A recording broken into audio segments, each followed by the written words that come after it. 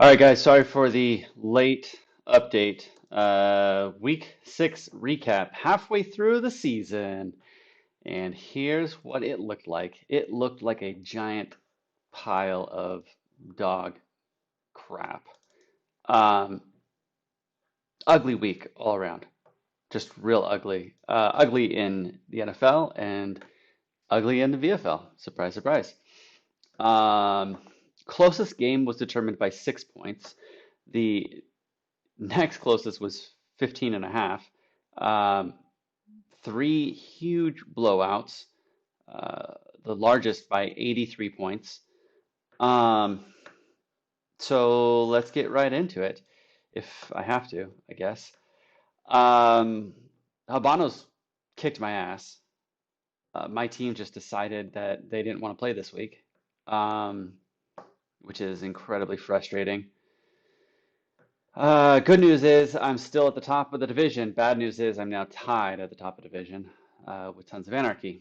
Habanos beats me by 35 points. So good job, Bill.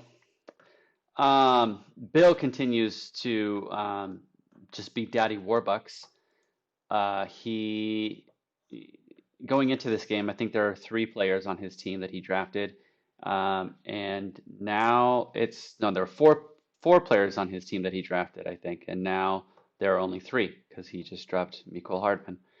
Um, so keep going, Bill. Keep spending, buddy. Keep spending that dollars. Um, so Bill is now 3-3, sitting in third in our division. So congrats, Bill.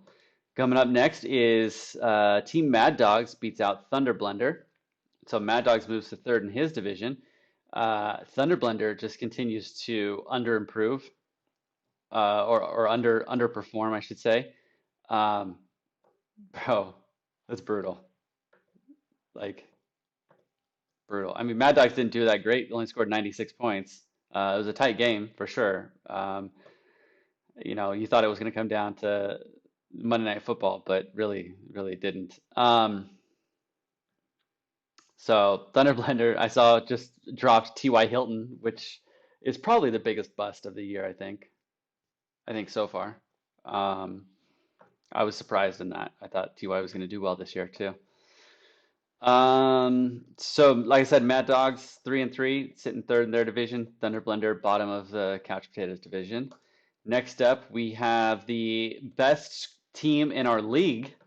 It hurts to say that. Horn Dogs moves to 5-1 with their win over the defending champs, Check Casher. Check Casher had the second lowest point total of the week with 84. Um, Chris, I don't know how you and I can just battle it out to the very last week, and it's just both of us score huge points, and this week both of us just take giant dumps. Yeah, frustrating to say the least. So Horn Dogs does well. Horn Dogs moves, like I said, 5-1, top of the armchair quarterbacks division. Chet Casher sits second below him at 3-3. So Horn Dogs has a two-game lead over Chet Casher now. Tons of Anarchy wins 108 to 92.9, so 93 over Don't Panic. Don't Panic just goes from a monstrous showing last week to another piss poor showing this week. Tons of Anarchy moves to tied for first in Couch Potatoes division with yours truly. Um, so good job there, Mark. Moving on up. Uh, Next, we have the surprise game of the week. This was definitely the biggest surprise. He changed his name. It used to be Batman and Dobbins, but the rookie Barrett, better than the Jets, is his his new name. With a monstrous win. He actually has, I think, the highest point total of the season now, 174. Interesting thing to note. I tried to trade Barrett. I tried to make a trade with him, which he obviously declined. And then here he goes out and scores 174 points. Last week, I tried to make a trade with Don't Panic, and they came out and just had a monstrous turnout. So if I send you a trade, just decline it and anticipate a huge performance from your team. So both teams are now 2-4, tied in Couch Potatoes division. The Walking Des with another piss poor performance from a solid team. And this was really, really piss poor. I mean, Mark Andrews scored him 2 points. Todd Gurley scored 6 points. I mean, these are guys who haven't scored less than 10 points for most of the weeks. Um, Now, yeah, it's just he was the Walking Dead was hindered in the fact that his number one player, Dalvin Cook, was not able to play. So that was definitely problematic. But still, um, really not a whole lot you can do. He set a perfect lineup, just not really anything you could do. Meanwhile, better than the Jets, just I mean, I don't even know. I mean, you only had two players score less than 12 points, which is unheard of. Um, so well done, man. Um, 43 out of Derrick Henry. Derrick Henry is just, he's like a monster among children out there. It's ridiculous watching his highlights. Julio Jones with his first game back, just showing up big for you. 27 points, man. Well done. So, anyways, that's a battle for the bottom of the division. Then we have this league is a breeze, getting another win, moving 114 to 62 against the ghost of Steve Largent. John Wilson, are you still playing, man? Like 62 points. What the heck? My goodness. You didn't score any points. Your defense scored 0 points, John. Wow.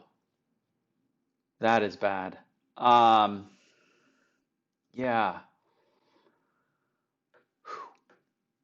John, you got some work to do, buddy. Got three players on IR. Oh, it's painful. Painful to watch.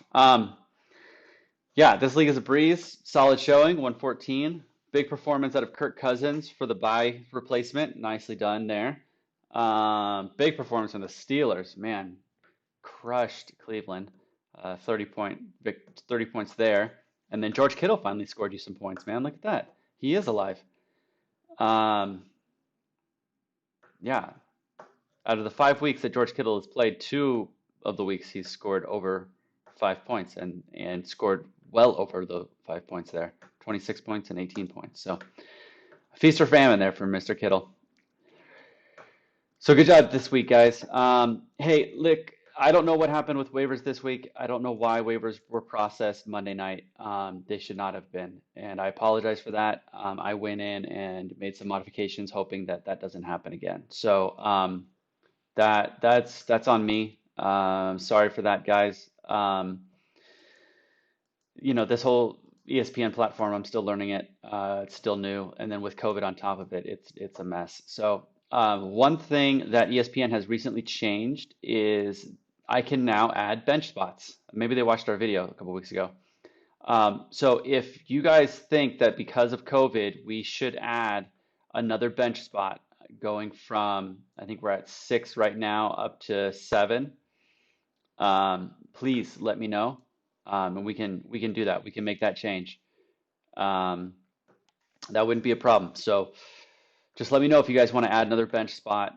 We can do it. I'm leaning toward the no, just because it's been good on the waiver wire. Watching people being forced to make difficult decisions. I had, I'm forced to drop Alexander Madison this week, who could be a starter in week 8, depending on how Dalvin Cook is. So it's watching T.Y. Hilton get dropped and someone dropped Darren Waller. Like it's been good action on the waiver wire, but at the same time, it also puts people in difficult positions. So um, just let me know if you have an argument for why you think we should add it. As always, it's majority rules, so I need if someone asks for it, then I'll submit a poll, and we need 7 votes to approve it. Um, so looking forward to next week. Where are we at here? Let me see. What's next week look like? Going into the scoreboard, week 7. All right, so I'm going up against better than the Jets. Hopefully, they do not have another monster week, but who the hell knows?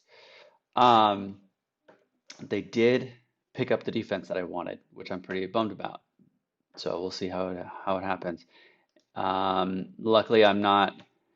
I don't believe I have a huge bye week hit this week. Oh no, I do. I've got Marquise Brown and Devontae Parker out, so that's difficult. Um, but we'll see. We'll see how it goes. He's got Lamar Jackson out, so I think it all kind of evens out. Next up, we've got Chet Casher, 3-3, going up against Thunder Blender, 2-4.